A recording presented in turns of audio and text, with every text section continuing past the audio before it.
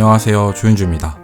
얼마 전 애플이 온라인을 통해 아이패드 프로 4세대를 공개했습니다. 지금 보시는 이 제품이 바로 최근에 나온 아이패드 프로 4세대인데요. 이 제품을 제가 극비로 구했습니다. 죄송합니다.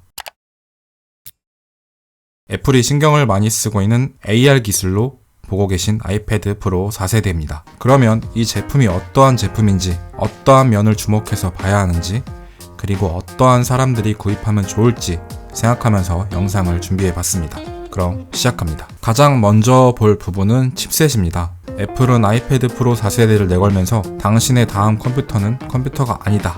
즉 대부분의 노트북 PC가 따라오지 못할 속도를 자랑한다고 했습니다.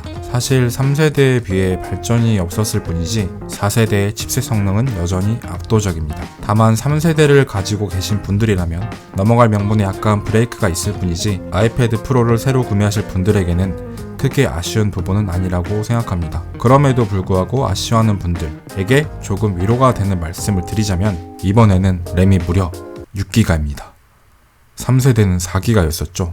근데 갤럭시 S20 램이 몇 기가였더라. 결론을 말씀드리자면 성능 부분에선 사실 아이패드 프로 4세대로 어떤 작업을 하던 최선을 보여줄 것입니다. 사실 이 성능을 다 써먹을 만한 작업도 거의 없는 상태라고 보셔도 될 정도입니다. 성능 부분은 걱정 안 하셔도 될 것 같습니다. 다음으로 살펴볼 부분은 디스플레이입니다. 업계 최고 수준의 색 정확도, 120Hz 프로모션, 600니트의 밝기, 초저 반사율, 트루톤 디스플레이, 넓은 색영역 P3를 지원합니다. 이번 4세대에서 디스플레이 발전은 없었지만 여전히 단점이 없는 디스플레이임에는 틀림이 없습니다. 아쉬운 부분이 있다면 아이폰 11 프로처럼 올레드를 넣어줬으면 어땠을까 하는 정도입니다. 다음은 크게 변화된 부분을 살펴보겠습니다. 바로 카메라 부분입니다. 지금까지 아이패드의 카메라는 사실 그냥 형식상 이전 세대들의 아이폰에 남는 부분을 가져다 쓰는 수준이었지만 이번 프로 4세대에서는 꽤나 신경을 쓴 모습입니다. 1000메가픽셀 울트라 와이드 카메라랑 1200메가픽셀 와이드 카메라로 듀얼 카메라를 적용하였고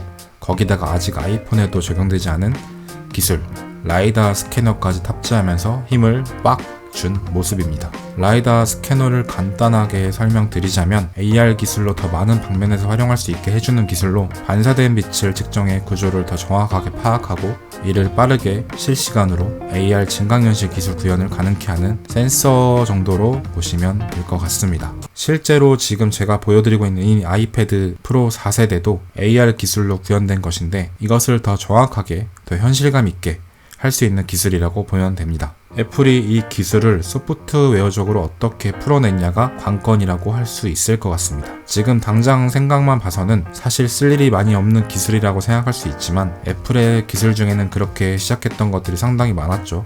간단한 예를 들면 마우스를 배제하고 트랙패드를 만들었을 때도 말이죠. 마우스 없이 어떻게 작업을 할 수 있냐, 트랙패드는 보조도구일 뿐이지 메인 도구가 될 수 없다라는 의견이 많았던 것처럼 말이죠.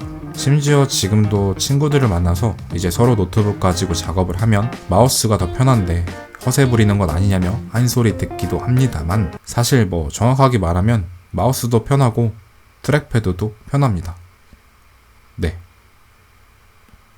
아무튼 다시 본론으로 들어가서 이 프로 4세대의 카메라 지금 당장은 활용성에 대해서 생각이 나지 않는 게 당연한 겁니다. 이제 활용성을 만들어 나가야 하는 첫 시작인 부분이니까요. 활용성은 사용자들이 만드는 겁니다. 회사는 도구를 제공할 뿐이죠. 그럼에도 불구하고 당장 현 시점에서 카메라는 여전히 아이패드를 구매하는 데 있어서 중요한 부분은 아니다. 또 여기서 카메라가 업그레이드 되었지만 아이패드 프로 3세대에 비해서 가격이 올라간 건 아니니 괜찮다. 역시 가격 안 올린 게 제일 마음에 들어요. 하지만 또 여기서 중요한 점, 본체 가격은 올리지 않았지만 이번에 새로 나온 제품이 있죠. 바로 트랙패드가 달린 매직 키보드입니다. 가격적인 얘기가 나왔으니 가격부터 말하고 시작하겠습니다. 이게 11인치형에서는 30만원 후반대, 12.9인치형은 40만원 초반대입니다.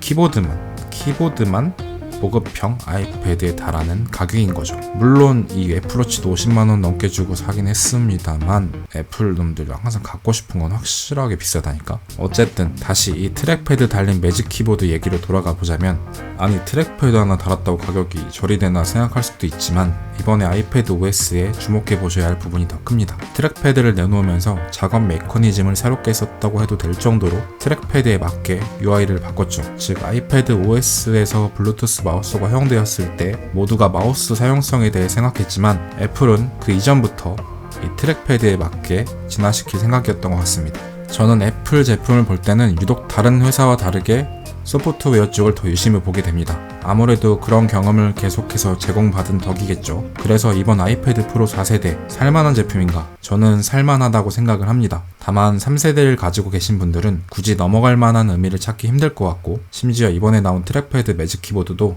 3세대와는 호환이 되니까요. 또 맥북 에어가 이번에 나왔는데, 맥북 에어, 즉 이제 노트북 활용성이 극도로 필요하신 분들, 노트북 대용으로 사야지 하는 분들 중에서 나는 새로운 것에 익숙해, 나만의 스타일로 작업하는 걸 좋아해, 이렇게 자신 있는 분들은 넘어가도 좋다고 생각을 하고, 익숙함이 편하신 분들, 안전성과 효율을 더 따지신다면 차라리 노트북 쪽으로 가시는 걸 추천드립니다.